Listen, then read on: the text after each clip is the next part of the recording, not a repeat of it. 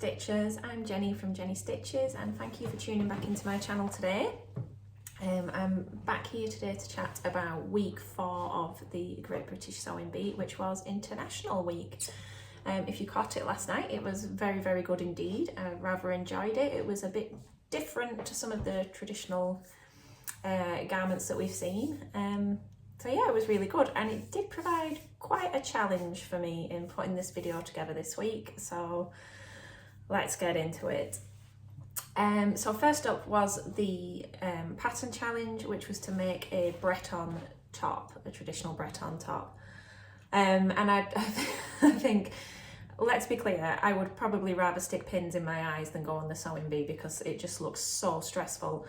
However, I do feel that this challenge would have been my thing. I've made quite a lot of stripy tops in my time, and it's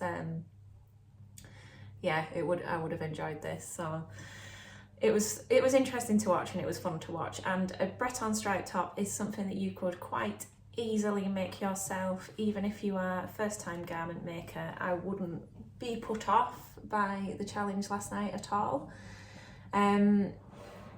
Yeah, and in fact, if you watched my last video with my sewing plans on it, you'll already see that I mentioned I'm going to make a striped top. So I'll show you again the navy Ponte Roma that I'm going to be using to do that with.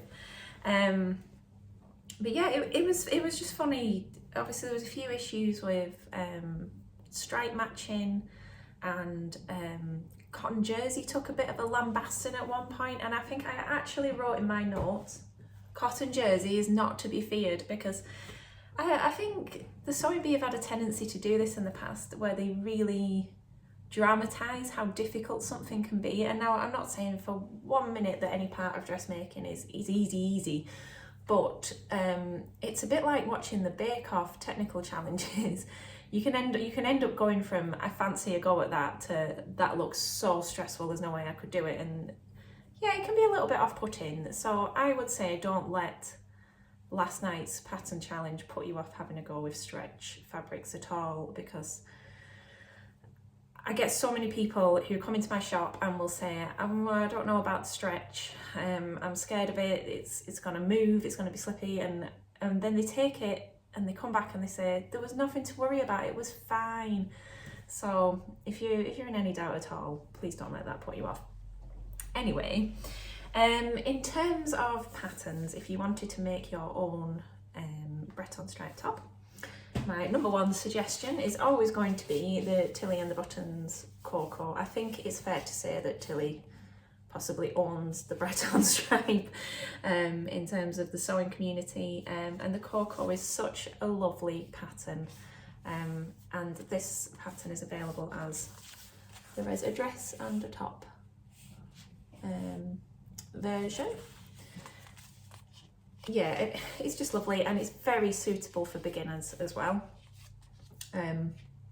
So even if you're new to dressmaking or new to sewing with knits, I would definitely recommend starting here. It's a lovely, lovely pattern, and it looks great on. I've got one, and it's so comfortable to wear. It gets a lot of wear, so yeah, definitely recommend that one. It doesn't have I couldn't find a single pattern that had the placket on the shoulder. That seemed to really trip everybody up last night, but yeah, that one would look great. And another one which is definitely worth looking at is the Cashmerette Concord t-shirt.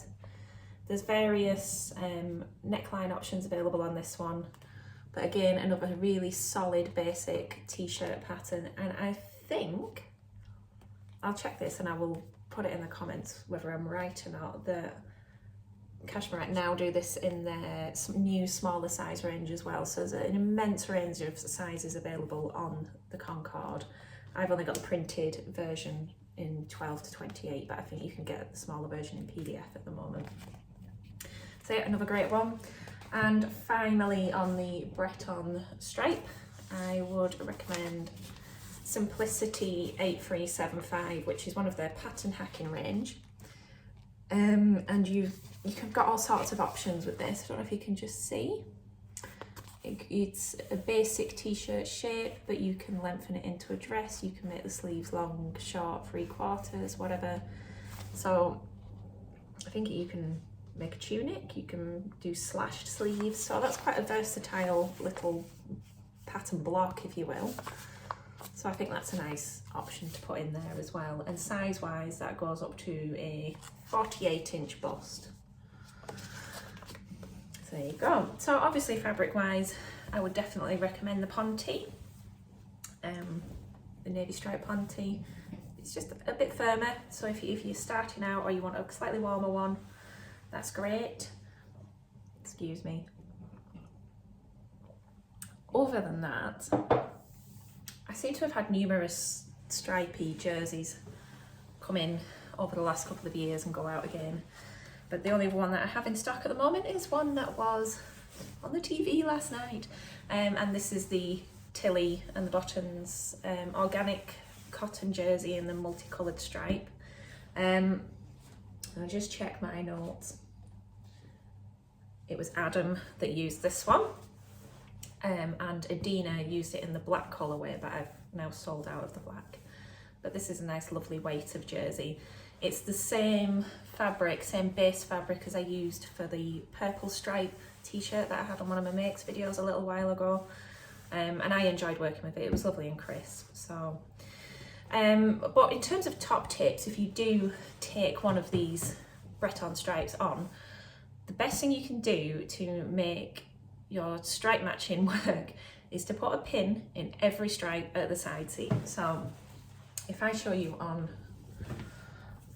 this Ponte, say if I was matching side seams here, I know these are the self edges, okay, so you can see there, I would put right sides together and line up the stripe, pop a pin through, and I'm looking at the front, see it coming through on the back, pin every stripe. It can be a little bit tedious because you've got to get a lot of pins in, but then you've locked them in place. And then personally, because we're not on the sewing bee and we've got more time on our hands, I would then hand tack that down to make sure that everything was where I wanted it to be, and then stitch it on the machine when you're happy with it. It's definitely worth putting the effort in up front rather than just sticking it together, sewing it and hoping for the best, because that's when things will go off wandering. But personally, I find stripe matching a little bit easier than like matching a more intricate pattern. So I wouldn't let that put you off. I know a lot of people say, oh, I don't want a stripe because I'll have to match it, but to be honest, if it doesn't perfectly meet up, it's not the end of the world either, is it? We're not actually being judged by Patrick and Esme. So the made to measure challenge was to make a ladies outfit inspired by Frida Kahlo. Now that's quite a wide brief, and yeah, I think if I was on the show I would have really struggled with that brief. So I don't know, I guess it's a good thing because you can go off in any number of directions, and I think the sewers, they really did. There was a real variety of garments and styles and colours and things, so that was great to see how everybody interpreted that. Obviously pattern and fabric wise, that doesn't really make things super easy for me to recommend something to you, but I just thought I would go with a bit of a flavour of what those guys had used, and it's just for fun, isn't it? So I'll start with the patterns, and I have quite a stack actually out of my pattern drawers. One of the first ones I wanted to show you was this New Look dress, New Look 6540. And I just thought this was very, very similar to the lady who was eliminated this week. I can't remember her name. Yeah, it's basically a very basic shift with a lace overlay option available here. Now, I stock both Simplicity and New Look, and I am sure that this is also a Simplicity pattern in disguise. Same designs, different cover shot, so it's worth keeping an eye out because New Look are actually a little bit cheaper, but it's actually a very good basic shift dress, that, but then you've got the option to sort of jazz it up with this overlay, and it just reminded me very much of that. So that's New Look 6540. New Look came up trumps actually with these pattern ideas. There was loads in my New Look book that I could have shown you. And one of the next ones that caught my eye was New Look 6678. And I just love the shape on this top. It's got that square neckline, which is very sort of Frida inspired, and the large sleeves, which Farie used a very puffed, exaggerated sleeve. So I thought that combined those two design elements really nicely for a little top. And there's a pair of trousers on there as well. It's quite cool, that, actually. I really like that. I think that would be quite on trend right now. And sticking with tops, I also pulled out New Look 6671. And this has the sort of square neckline design of the weepy tops. I'm hoping I've pronounced that correctly. I have actually Googled it to see if I'm saying it right, and it wasn't overly clear, but that's the best I can do. So yeah, that's a nice shaping and a nice sleeve. I thought that actually fit the whole inspired idea quite well. And with either of those tops, you could go with a very full, long, full length skirt. They said that Frida wore long skirts to cover up her legs because of the accident that she'd had. So I thought this Simplicity pattern was very nice, Simplicity 8743. And that's a very full floor length skirt there with a sash. It's very, very pretty. I bet that feels really nice to wear. So that's one long skirt option. And as well, on the long skirt theme, I thought New Look 6580 is also a good contender. But to be honest, there's quite a lot of full length skirts in the New Look and Simplicity patterns, and some of them come with a skirt option and a very full pair of sort of palazzo style trousers. Serena made the most beautiful palazzo pants last night. Raf made a pair of culottes, so I thought the Megan Nielsen Tania culottes could be a nice pattern idea there.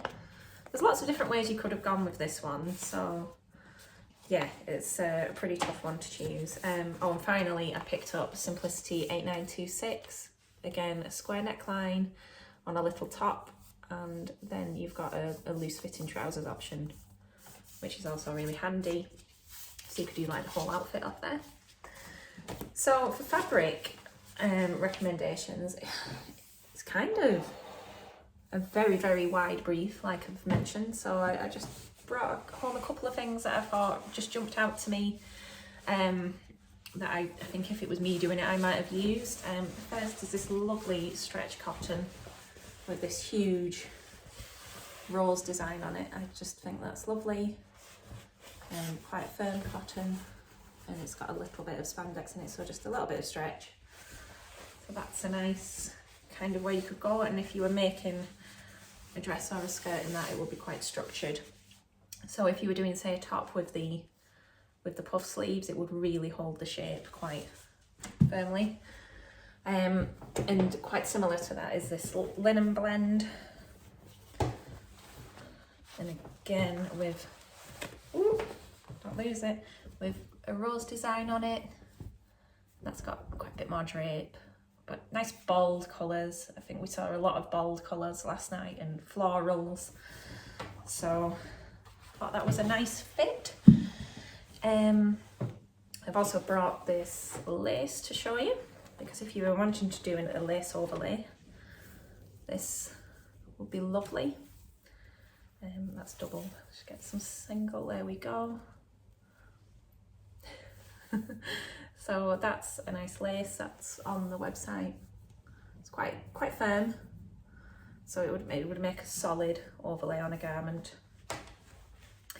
I've also brought back some cotton poplin, because if you were making the New Look pattern that I mentioned, and you wanted to start with a sort of blank base, a plain poplin would do the job nicely, and then you could go on to embellish that with things like ribbon. There's ribbon there, so put that over the top to outline that square feature. That could work. And finally, the last thing to show you is some black Duchess satin, and this is the sort of thing that Furry used in her garment of the week, with that amazing kind of tent shaped dress with a big bow on the back. The Duchess satin is firm. I mean, it drapes, but it is quite sturdy, and it's the kind of thing that you would use for a wedding dress or formal wear. So it would really hold the shape, and that's how she got those sleeves to be so prominent and the shape of the dress to really stand out. So that's a great option. And I've actually had a customer had this made up on a full length skirt for her wedding dress, and it looked beautiful. So yeah, I hope that was useful.